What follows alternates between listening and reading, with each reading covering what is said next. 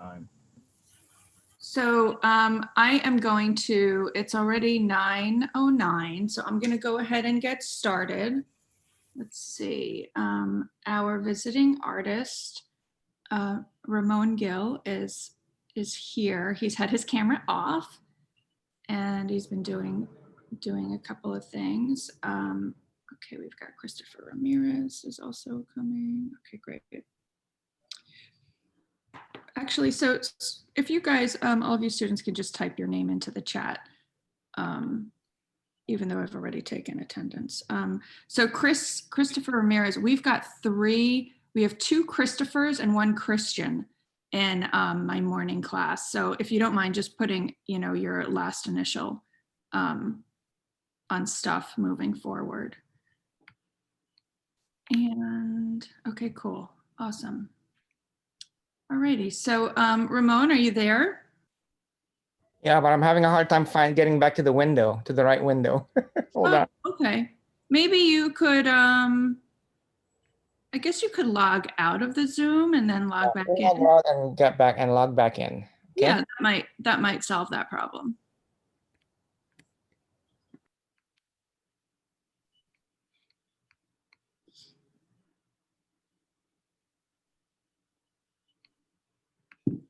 Dimitri, are you a dolphin or a shark this morning? I can't tell.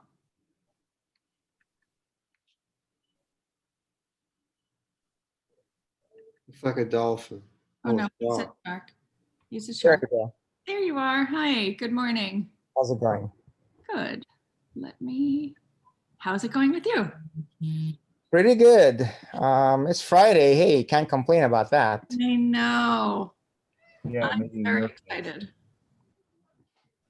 to do homework this weekend. Yeah, so I heard you're going to school. Where are you going? So I'm going to a school. The college is actually located in Albany. It's called College of St. Rose. I'm doing what's called a graduate certificate program, doing coursework so that I can take the examinations and get certified in school building leadership and school district leadership. Oh, okay. It's the SBL and SDL. So yeah, it's additional certification and so much writing. Yeah. I hear you. I'm actually in school myself too. Oh, you are? Yeah, I'm getting my master's in illustration over at FIT. God, you are? That's so exciting. It's a lot of fun. It's kind of weird being the oldest guy in the classroom, but that's okay. I know how that feels. Wow. That's awesome that you went back to school also. I got my master's at 40 and now I'm getting this certificate thing at 50. And even though I'm not 50 yet, but yeah, so good for you going back to school at our age. Yeah, I figured, well, I enjoy the teaching at the college level, but nobody will hire you full time without your master's. Oh. So, right. So that's why. Oh, to teach at university, you need a master's degree, right? Specifically, you need a master's degree in art. I, for example, my master's degree is in art education. So therefore, I'm only qualified to teach at the K through 12 level. I cannot teach in college because I don't have an MFA. Yeah, but by the same token, I cannot teach K through 12 unless I'm certified. Correct. So, So we'll talk. My wife is on my case. I should have done the K through 12 certification instead. So. Well, you can do both. Well, one thing at a time. Yeah, there's actually ways for you to, because you are a working professional designer, right? You can get certification to teach K through 12 with what's called a Trans A license. Oh, okay. Yes, because we are always I'm a CTE teacher, right? Career and technical education teacher, and you need, we're always looking for good CTE teachers. So I'll have to Definitely, we'll talk. that pathway. Yeah. Okay, so I'm sorry, guys. We're talking shop, but that's kind of the point. So everyone, this is Ramon Gill. We are just meeting today for the first time. Somebody introduced the two of us. So Ramon, take it away. Tell us a little bit about yourself. Well, I finished school a couple of decades ago with graphic design and illustration. So my first job was in newspapers. I worked for a daily newspaper where I learned to really do art and graphic design really fast because we had daily deadlines. Then I moved to New York City to be a comic book artist. Oh, wow. And I quickly found out that that it didn't pay well enough. I couldn't survive off the money from being a comic book artist. So I switched to advertising. And I was in advertising for a couple of years. I ran my own marketing company for a while and joined a startup at one point. And then about 5 years ago, I decided to try to go back into comic books. But I don't do it full time. I teach now. I teach at Fashion Institute.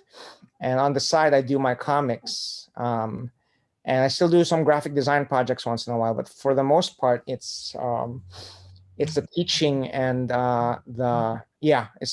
most of my main income now comes from teaching. But I still, like I said, I still do graphic design projects and I still do comic books. But the comic books, like I said, there's not a lot of money in it. So it's something you kind of have to do on the side. In fact, a lot of people in the comic book industry usually have a second job because there's just really not enough money in it. Interesting. Did you what did you when you were so you said that you started working at a newspaper doing art and design really fast, right? Because you had these daily deadlines. Yes. Can you back up a little bit and tell me how did you when you were in high school, what were you doing in high school? In high school, I was drawing a lot. Okay. And we had a class in my high school called commercial art. And that was, I think, a pretty big help because we did album covers, we did travel posters, we did, not just typical like portraits and things like that. It was mostly projects that had an application in the real world. Okay. So that was my first exposure to commercial art. And so by the time I went to college, I had an idea that, okay, I want to be a professional illustrator. But I also knew that it would help if I took some graphic design courses. And that really helped me knowing graphic design. Even though my first love was illustration, taking graphic design courses really helped me because later on when I was doing graphic design, I would still do illustration projects every once in a while, but there just weren't enough illustration projects to make a living out of it.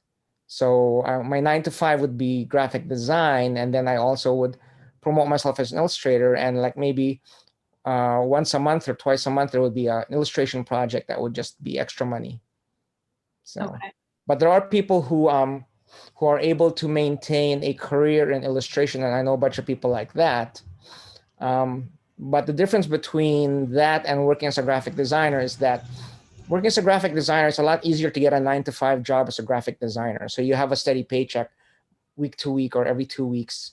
You don't have to worry. As long as you're showing up to work, you're getting a steady paycheck. With most illustration jobs, you're a freelancer, meaning, you have to go out there and try to sell yourself, your services to magazine editors, to art directors. And so if 1 month you're not able to get any projects, you don't make any money. And some months you make more money and some months you make less money. So, and some people, they're okay with that. They can live like that and they hustle really well. So they make sure that they always have some projects coming in every month.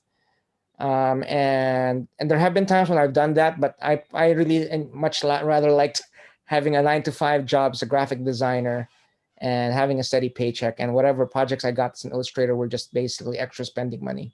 Mm-hmm. Mm-hmm. Thank you. Do any of my students have any questions so far? I'll show you, I guess I should show you some of my work.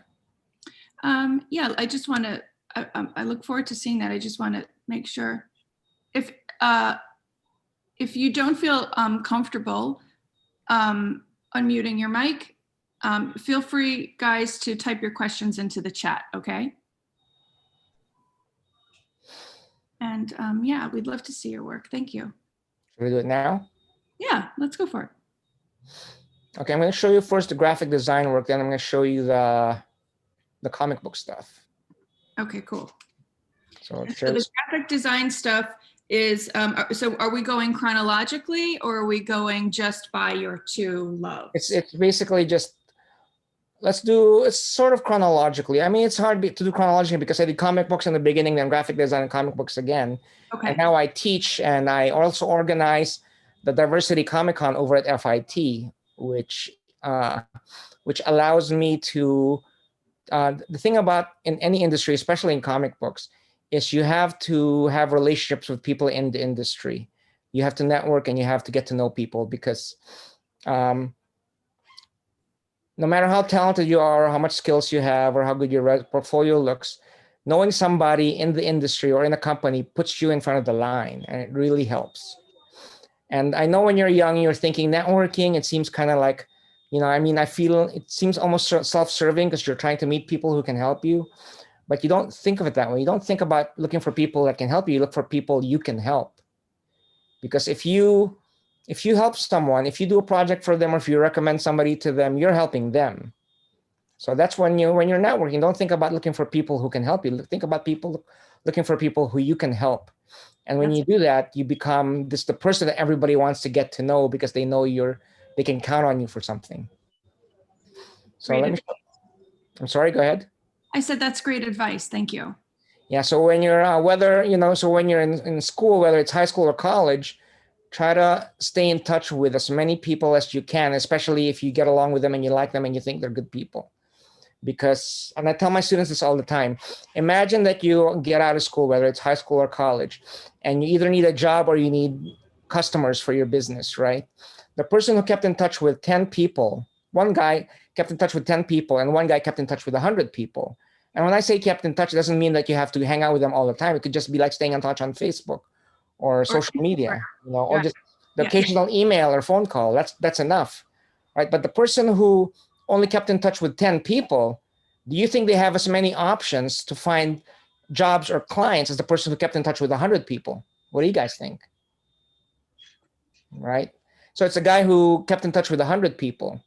So for me, it's like whenever I go to events or go to parties or whatever, I try to look for people who, and what I do is I try to look for people who I actually like and get along with and have good chemistry with. Because if I don't have good chemistry with somebody, then I don't put as much effort into staying in touch with them. Because if I stay in touch with the people who I get along with great, the more likely that relationship is going to, that if we do end up working together, I'm going to enjoy it more. If I kept in touch with, if somebody who's like, I think is not very nice, I kept in touch with them and we end up working together. If they're not very nice, I'm not going to enjoy it. So if I don't like them. So I make it a point, and it makes it a lot easier to stay in touch with people that you like, so let me go through my work really quickly. Let me show. Before you start, just on that note, I would like to recommend to all of my students that that you start. Would you agree with me, Ramon, that they start with a LinkedIn account in order to stay in touch with these professionals that they meet?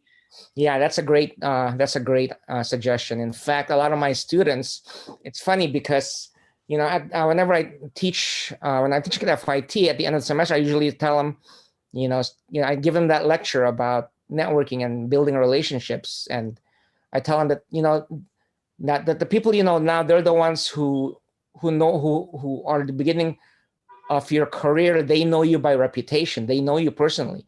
So as early as possible, you have to start acting professional. You have to start being the kind of person that people want to count on and can call if they need something.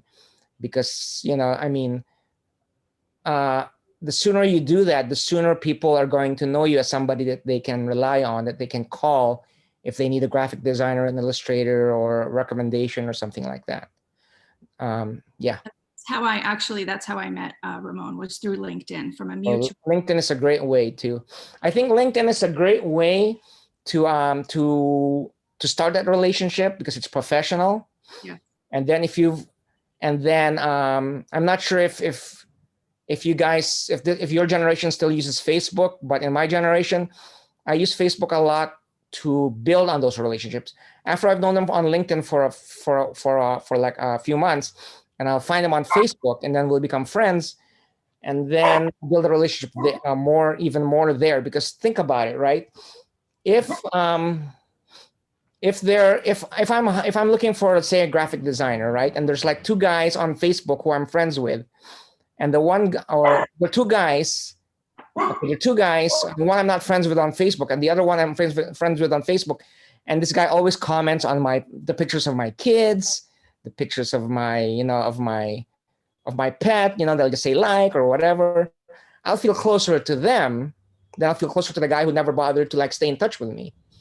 So Facebook or whatever you guys are using nowadays, whether I don't know if TikTok works. My concern with the generation of my students is that they have been using Facebook very heavily for all sorts of personal stuff. And my recommendation for my students is keep Facebook where it is and start LinkedIn for just professional contacts. I don't think that at this point I necessarily want the students to connect Facebook and LinkedIn together. That's a valid point. Yeah. Heavy with personal, fun, crazy things that don't appear professional. That's a valid point. Now, the only reason why I say that is because I'm a boring guy. I don't do crazy stuff. Yeah, your Facebook is probably my Facebook is very, very mild. There's no crazy stuff in there. I'm married. I have kids. So there's nothing really I could post that would ruin my reputation that, oh, that guy's partying too much or whatever, Right. I'll have the occasion. I'm sorry, say that again. Interrupted you. So in that sense, to me, I feel safe mixing the two. And what happens is, because I had a graphic design company for a long time, and because graphic design, when you're working with a client, it's not like you own a store or somebody comes in, they buy your donut, and then they leave and you never see them again. With graphic design, when you have a customer, it's a long-term relationship. You get to know them over weeks, over months, over the years. So with graphic design and other professions, the relationship can become personal really fast. And in that sense, it's okay for me it's okay for us to become friends on Facebook, because it's gone from being just a business relationship to becoming a personal relationship. Because when you're working with somebody over a period of months and years, you end up talking about your kids and your personal life and your hobbies and things like that. And then it becomes more okay. I read somewhere that I was listening to a podcast, and one person was asking, how do you know when it's okay to take the relationship from business to personal? And I'm not sure if this is true, but she said that, well, the moment they use an emoji on an email, then I think it can be personal. so I don't know if that's a good advice or not, but yeah, I think that depending on the generation that we're referring to, it's different advice. It all depends. It depends on where you are in your career. It depends on whether you're posting things that might be too wild to show your clients. It depends on whether on what level the relationship is with your clients. But the one thing that I will say though is that people care more about your personality than you think. People want to work with people that they like. People want to work with people that are their friends. So the more personally interested they are in you, the more likely you're going to have a longer lasting relationship. If they don't know you on a personal level, then there's no investment. There's no emotional investment. But if they know you on a personal level and you feel like you're almost friends, then there's more of a personal investment, and they're more likely to say, you know what, I really like Ramon. I'm going to keep working with him. So, well, thank you for that. There's no right or wrong, but there is good and better ways to do things. So, another quote. So yeah, let's see your work. Okay, first I'm going to show you my graphic design work. Let me share the screen. So here's I'm not sure if this is still popular platform, but there's this website called Carbon Made, and you can add your, they have templates and you can add your portfolio pieces in here. And I just use this. For years, I had my own website that I designed, but I realized, you know what? Nowadays, it's like, this is just as acceptable.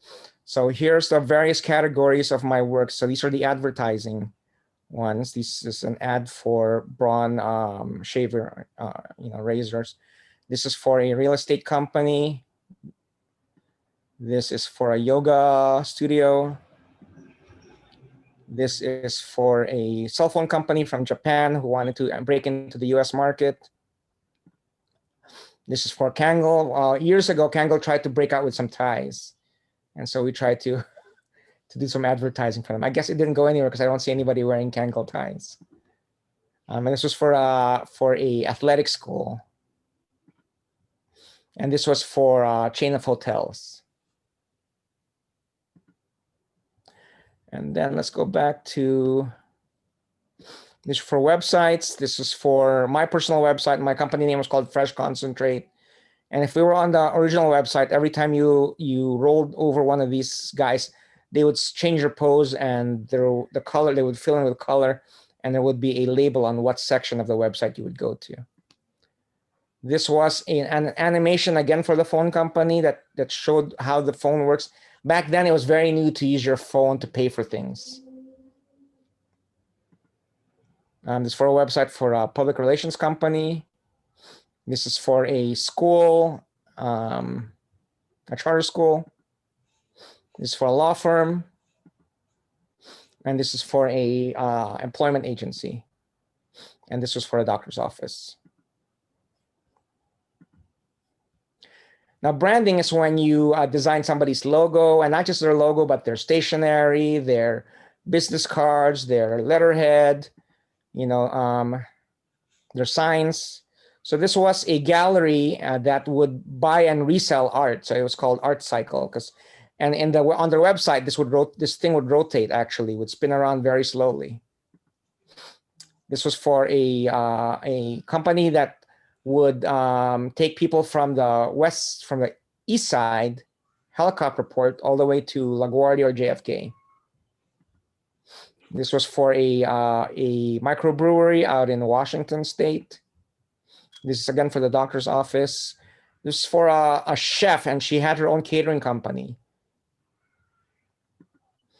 And this is for a restaurant in Brooklyn, in Windsor, I can't remember. And this is for a management consulting company. Those are great. Thank you.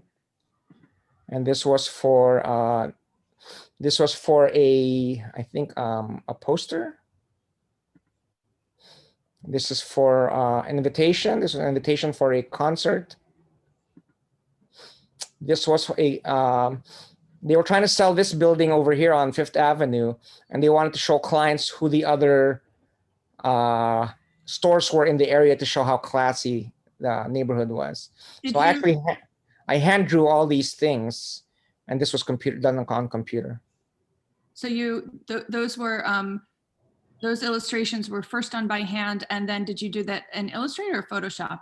No, I did this all pen and ink, and then I just scanned them. Oh, wow. Can you zoom in to some of those? Yeah, Bergdorf, some of these aren't even there anymore. Van Cleef and Arpels, Fendi, I think, is still there. Yeah, this resolution is not very good. Takashi, Saks and Company is still there. Cartier, Gucci, Bijan, Christian Dior, Tiffany's still there. Such lovely little illustrations. Yeah, it's a lot of fun. I would sit out there and, it was one of the few times. See, that's what I mean when I said earlier that a lot of my money was coming from graphic design. Every once in a while, I would get an illustration project. So this is one of the few times when I got to it was a project where I got to combine both. And then I guess that was it for the print. And then this is my illustration work. So this was for a poster shortly after 9/11. And this was for a festival in Union Square. This was for a children's book for kids with autism. So I did all the illustrations for the inside. and this was storyboards for Nerf guns, I guess. Now, if you're not sure what a storyboard is, it's whenever they produce a movie or a commercial, and the director, sometimes it helps if the director or they produce like these pictures that show everybody what it's supposed to look like. So by looking at this now, then the prop people can say, okay, we need some trees, and then and the gun, and then the costuming people, okay, we need shorts and t-shirts, and then the casting people, okay, we need this kid, we need like 12-year-olds, 3 of them, so storyboards are like a manual for people who do film and commercials. But the artist, it all starts with the artist. The director and will work with the artist on the script and say, okay, we need this, we need this, we need this. And then he'll draw everything out so that everybody else on the team knows what the vision of the director is. And people still do this. So, there's a valid job in the industry. So if you would mind walking us through, so this was done for Nerf, okay? Yes. So how did they contact you as Ramon the illustrator? Yeah. When you're working in as a graphic designer and illustrator, very often there will be agents who who you contacted or you've built a relationship with, and the ad agencies or the film companies will contact them and say, do you know anybody, any storyboards? Do you know any graphic designers? Do you know any illustrators? And they say, oh yeah, we have like 5 people we know we can call. And then I guess I'll send them like our samples, and whoever they pick, they'll hire. And then the agent will keep like 10% or 20% of whatever they pay you. So in this case, they were looking for an illustrator specifically to do storyboarding for their, for what? For In this case, what happened was an ad agency, Griffin Bacall, called up the agency and said, do you have any storyboarders? So they didn't specifically hire me for Nerf. They hired me for like the month. And so while I was there, I worked on Nerf, I worked on Lion King, I worked on Flintstones, I worked on a bunch of stuff. This particular ad agency specialized in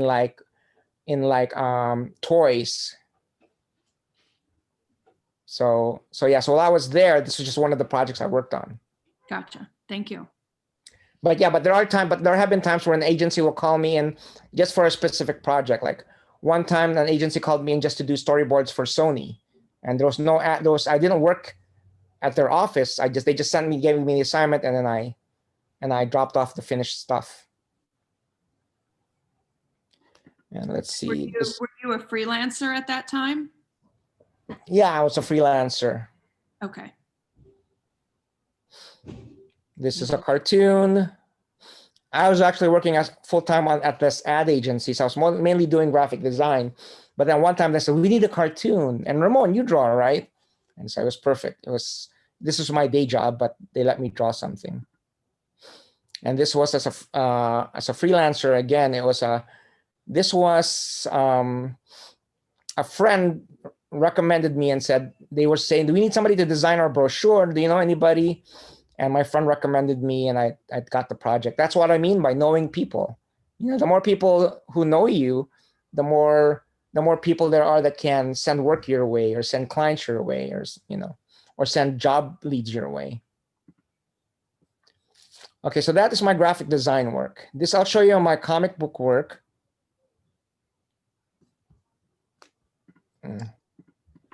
So a question that goes from a question for an illustrator and comic book artist. As you know, right now, manga, I mean, not right now, but for many, 10 years, I don't know when it started to take off, but it's a huge, huge thing. 20 years ago, maybe 30 even. Oh, 20, 30. Okay, well, so I always have students that love drawing manga and in manga style and copying. And I'm always telling them that all of the art schools, so I graduated from Parsons, but you're teaching and school at FIT. And, all of the art schools, that is the one thing that they don't want to see in the art portfolio when you are applying from high school to college. And I've spoken to this point in the past, but I'm curious to hear you, not curious, but I'd like to hear you tell my students why they don't want to see manga in the portfolio. I'm not sure if I've heard anybody saying manga specifically, but they definitely want to see variety. They don't want to see just one style of drawing. You know, they want to see that you can do watercolors, or you can do pen and ink, or you can do pencils, you can do Conte crayon or chalk or whatever. You know, the more well-rounded your portfolio is, the better. So, Right. you know, I haven't heard of anybody specifically saying not manga, but I will say this though, that when you go to art school, and this happened to my daughter, I think.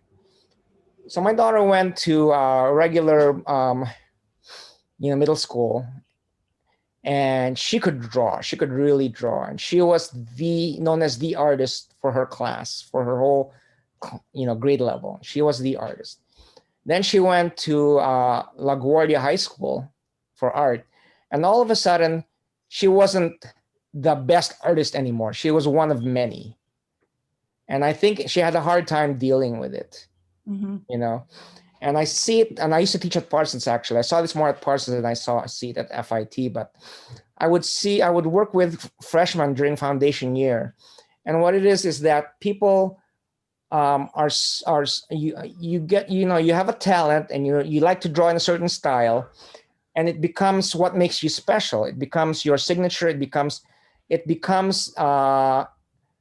what your self-image or self-worth is really relying on. And then all of a sudden, there's a lot of other people who are good or better than you. It's kind of disheartening. It can be a little bit depressing. But what's more is that if you're going to go to art school, you're there to learn new stuff, not keep doing what you already know. So I would have to tell students, I know this is great. You're great with this manga style, but you're paying a lot of money to be at this school. So if you don't learn new stuff, if you just keep doing what you already know, you're going to waste your money. Mm-hmm. So definitely, that's fine if you like manga and if you want to, you want to keep doing it. But if you're going to go to a school for art, whether it's an art school or just an art program, and I went to an art program, Mm-hmm. while you're there, try to learn new things and expand your horizons. I mean, when I started out, I wanted to draw just like you would see on Marvel and DC, but now I like to draw like Raina Tagelmeyer, who did Smile. I like to do different things now. So and I can still draw like the old style, like I did before, but definitely don't limit yourself to just one style of drawing.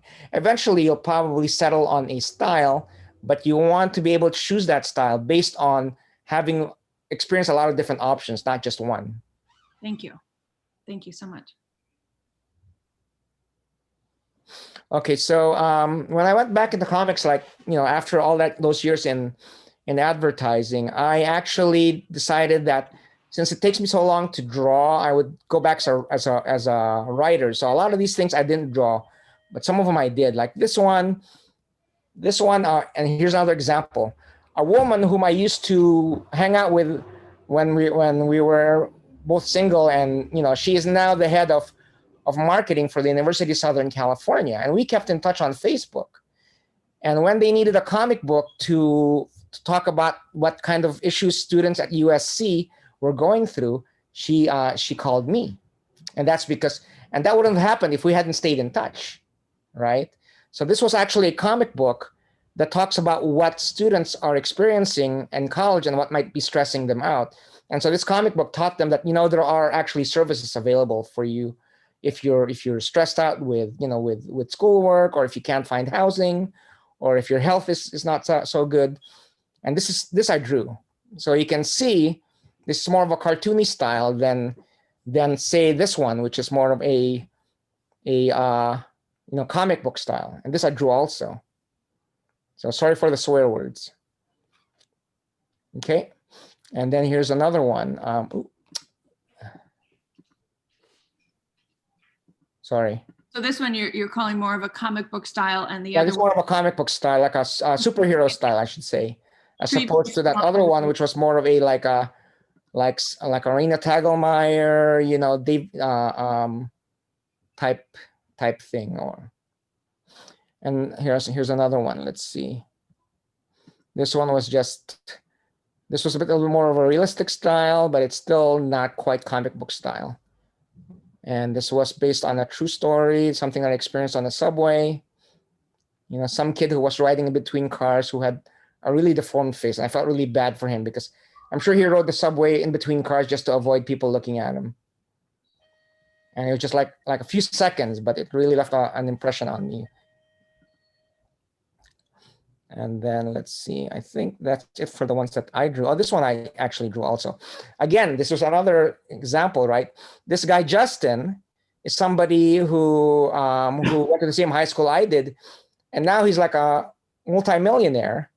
And he wanted a comic book for his souvenir book program at his wedding of their love story. So, you know, so basically he told me the story of how they met and how they got together, and I made a comic book out of it. And I drew it, we printed it up, and these are the books that they gave out to all the guests at the wedding, you know, and he paid me pretty well. The guy was loaded.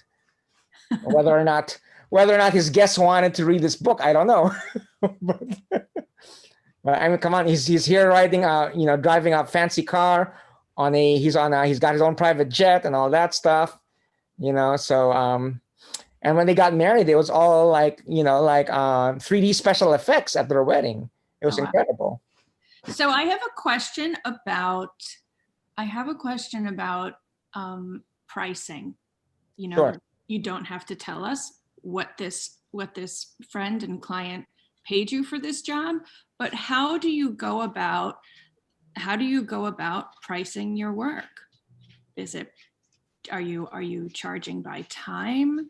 How long it takes you? Are you charging per illustration? It's a combination, but what you always have to determine is what your minimum wage is. And the way you do that is you figure out, I mean, most of you guys are still probably living at home, so you might not care as much that you meet your minimum wage. But if you were living on your own, right? Let's say you have your own apartment, and food and everything is costing you, let's say, $4,000 a month, right? So you need $4,000 to live to survive every month. So what you do is you talk to your client and you figure out, based on your personal experience, okay, this project is probably going to take me about 20 hours, right? So now you divide that $4,000, and every week, let's say you work 40 hours a week, right? That's a standard work week, right? So if you in a month you work 160 hours, right? 40 times 4 is 160. Yes, I got that right. So let's do the math. So $4,000 divided by 160 hours is $25. $25 an hour is my minimum wage to live off $4,000 a month. So now if I know that this project is going to take me 20 hours, how much should I charge? 25 times 20. So $500 is the minimum you want to charge. If you can get your price up higher than that, if you look at him and you say, okay, he can afford more than $500, then you go for it. But $500 is what you don't want to go below, because below that, then it's not worth it. You're losing money. Now, if you're living at home and you don't have a minimum, then that's fine. You know, just get what you can. If for some reason, say it's somebody like, I don't know, like Beyonce calls me up and I can only afford $400, I will take the $400 because I can say that I work for Beyonce and maybe she'll recommend me to more people. So there will be exceptions to your pricing if it's worth it. But, you know, I mean, there has to be something in it for you. Like working for Beyonce, well, I can put that on my portfolio. Like, here's some work I did for Beyonce. You know, sure, I didn't get paid as much, but I got something else out of it. So. Thank you. I remember 30 years ago, there was a book that I was introduced to called Graphic Arts Guild Handbook? Yes. Yeah, that's another thing you can do. There's something called the Graphic Arts Guild Handbook that'll show you the average prices for different kinds of projects. So you can use it a combination with that. I mean, if this project will take you 20 hours and you think it's $500, but then the Graphic Arts Guild handbook says $1,000, then fine, charge or charge something in between, $750. But if the handbook says that's how much it's supposed to cost, then you can start with that. And then they can always negotiate with you. Well, maybe it should be 800 instead of 1,000, and it's up to you. You go back and forth. A lot of freelancers I know try to get them to say the first price, and then they'll always ask for more. Oh, that's interesting. So you get your client to come up with a number first. Yeah, because if I'm thinking $500 and they tell me, oh, well, we have a budget of 2,000, I would have screwed myself if I said my number first, right? So as much as possible, try to get them to say their number first. So, Great advice. Thank you. And the last thing I'll show you is one of the things, and this is a little bit more high-level advice. So I teach at FIT, right? I teach web design, I teach marketing. But what I really want to do is I want to teach comic books at FIT, right? So what I did was I applied for some grant money, and I got them to approve me organizing their Comic-Con. And for the first time, they had a Comic-Con on campus, right? And so these are pictures from the Comic-Con that I organized. And what that did was, now everybody on Comic-Con knows that I'm the comic book guy. And then within a year, they offered me a job teaching comic books, right? So it wasn't just me saying I want to teach comic books.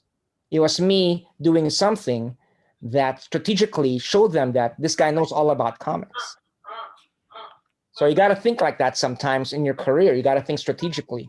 So what this did, I was able to contact all the faculty. Hey, I'm doing this Comic-Con. Would you guys like to be involved? Would you guys like to be a moderator? Would you like a table?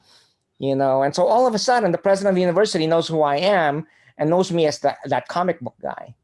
And so when they had, so then after that, they offered me, a class to teach comic books. And I'm not sure if that would have happened if I hadn't volunteered to organize the Diversity Comic-Con. So you got to think strategically. You got to think like chess. You got to think a couple of steps ahead. And again, by doing this, I created a lot of relationships with a lot of people at the college, and they all knew me as the comic book guy. So can you speak to, so I heard you say it's called Diversity Comic-Con. Yes. So can you speak to that, please? Well, a friend of mine, about a year before this happened, he organized the very first Jewish Comic-Con out in Brooklyn.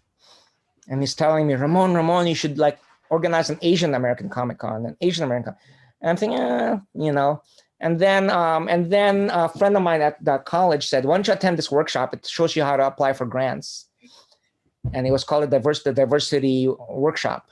And so I took it, and they showed us how to apply for money from the school to create our own projects.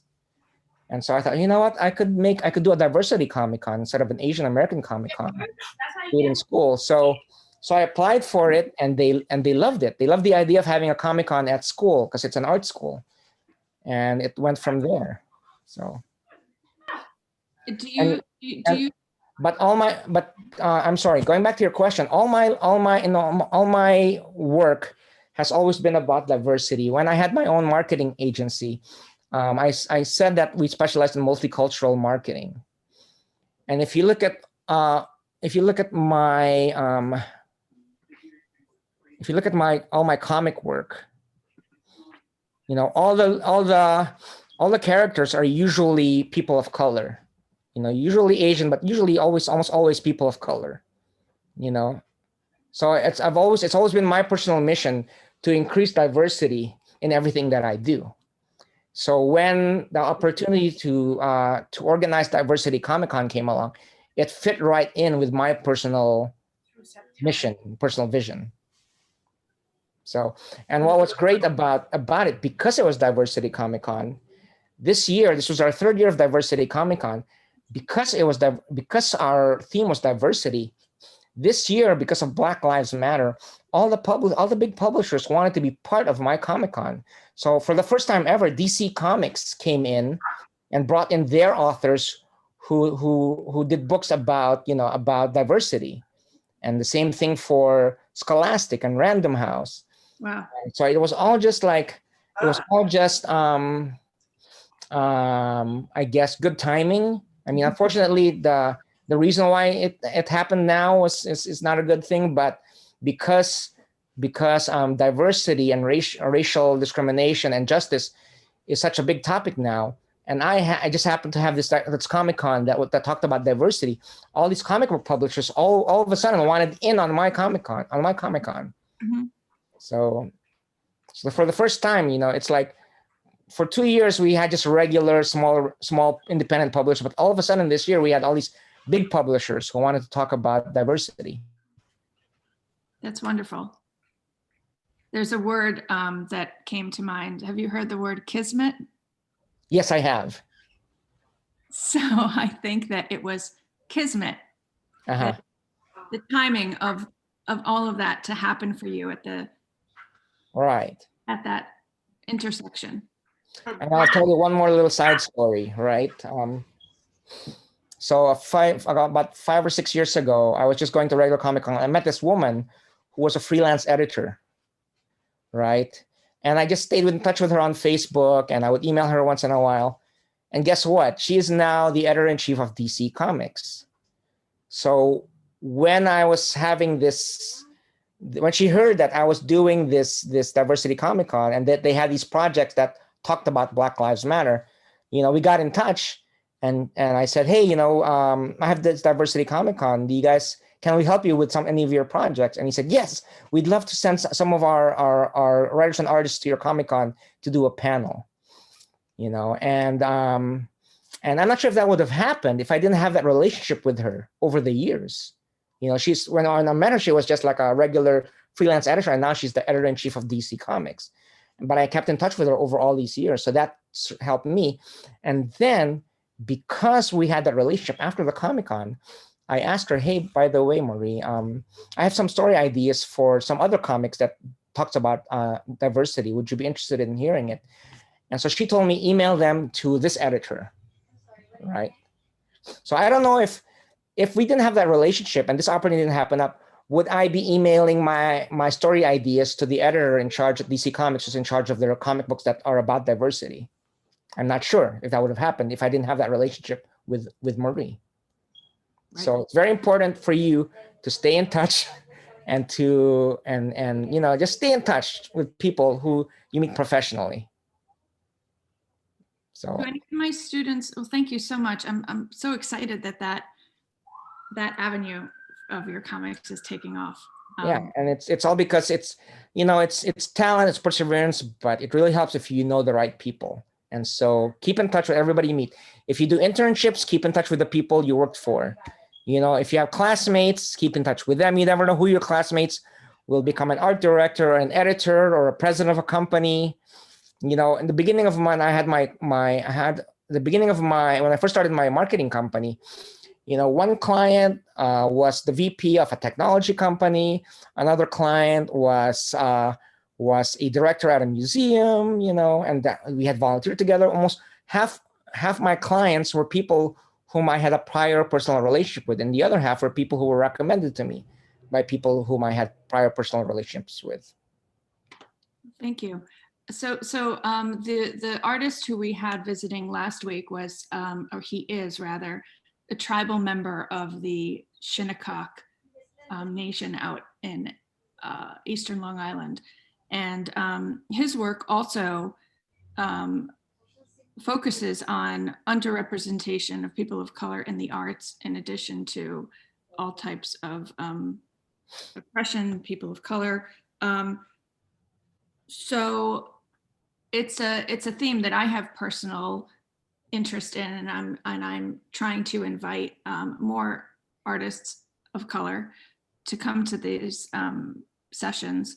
But my question to you is, so many of my students that are on this call right now, they're seniors and they are in AP art. Mm-hmm. And they're looking to choose a concentration, a theme to focus their body of work. What what advice do you have for my students of color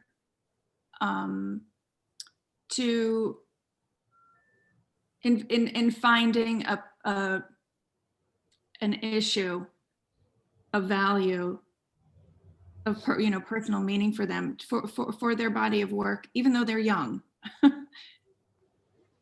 To find an issue, or to find a direction?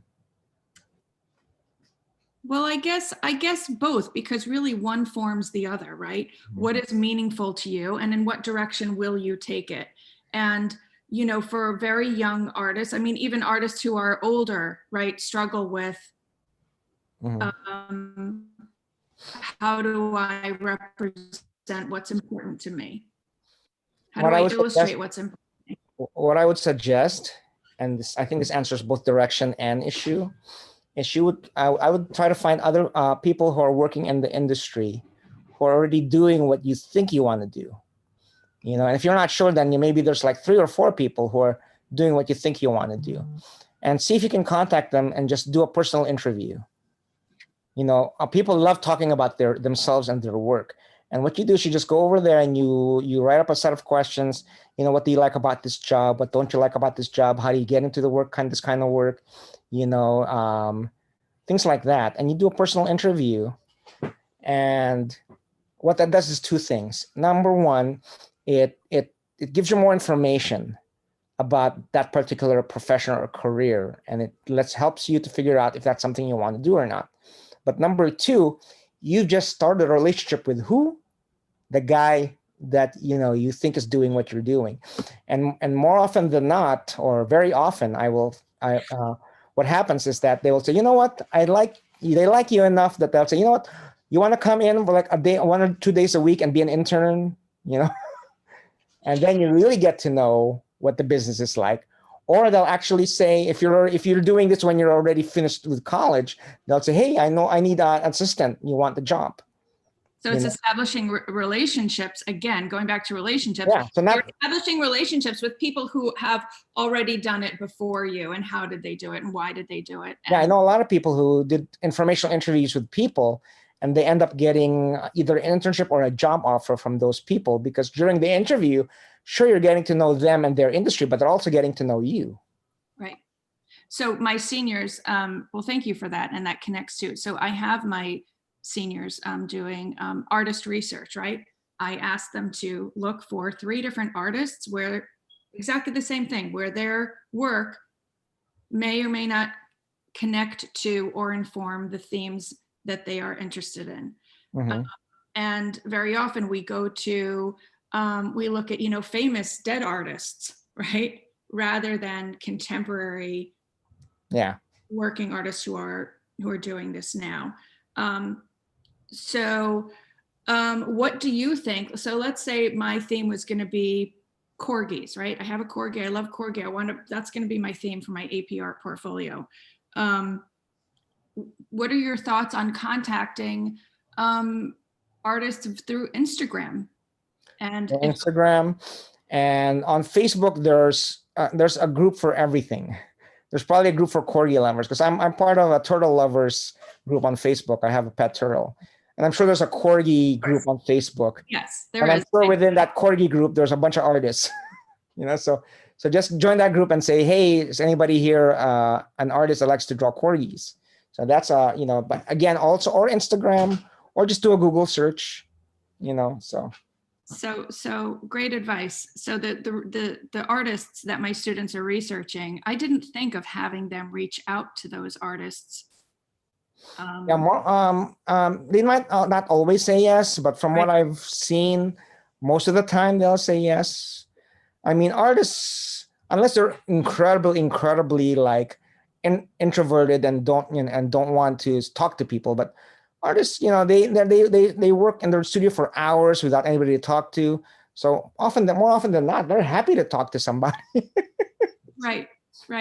Especially if you offer to take them out for coffee,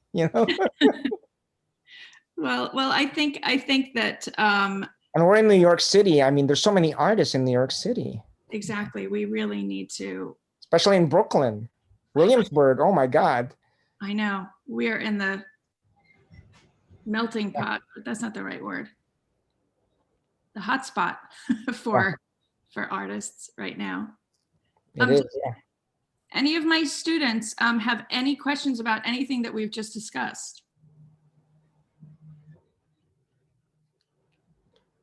Anyone want to go to FIT and have Ramon as your teacher?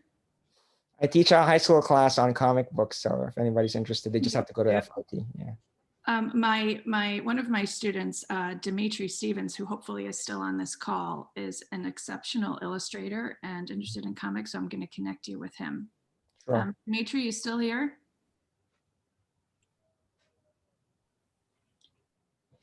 You're thinking about it. Where's your high school comic class? At FIT? That's a question for you, Ramon. Oh, I usually teach the character design class for comics. My friend Ed Moore teaches the actual drawing for comics class, but I teach but it's too old for your kids because I also teach a middle school class for comic book creation. So it's a little bit too old. I think your students might be too old for that. But I also, outside of FIT, I run something called the Comic Arts Workshop. So if you Google Comic Arts Workshop, it's completely online, and it's just lessons on how to make comic books. And we don't have it yet, but I'm going to be offering lessons because right now it's offered to adults, but probably next year I'm going to start offering it to younger, to teenage, college, high school students. So. That's wonderful. Well, thank you so much for My pleasure. Your time and all of your wealth of information. And if you guys want to just, my website is ramongill.com. If you have any questions, there's a form in there. Feel free to reach out. I'm happy to to answer any questions that anybody has. At ramongill.com. Thank you so much. And can my students connect with you on LinkedIn? Yeah, of course. Awesome. And we need to connect. Yes, absolutely. Absolutely. Okay. Excellent. So any questions? Last call for questions. I hope you guys enjoyed it. I know that you don't want to be put on the spot, but I hope you guys got something out of it. I'm sure. Thank you. Thank you, Melody. Hi, Melody. Yes, thank you for it. Sure. Thank you. Oh, thanks, guys. So Ryan, let's connect after your, Yes. next few days. And Yes, absolutely. talk shop some more. Friday. Yes, that sounds great. Thanks again.